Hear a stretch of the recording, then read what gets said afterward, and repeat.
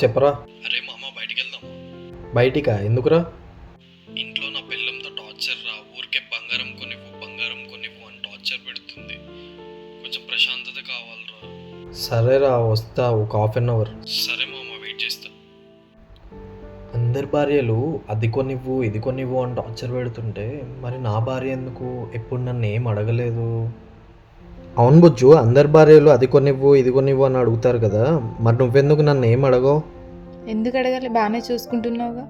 ఆహా, అలా కాదు, ఉంటుంది కదా వాళ్ళు వీళ్ళు బంగారం వేసుకున్నారు నేను వేసుకోవాలని.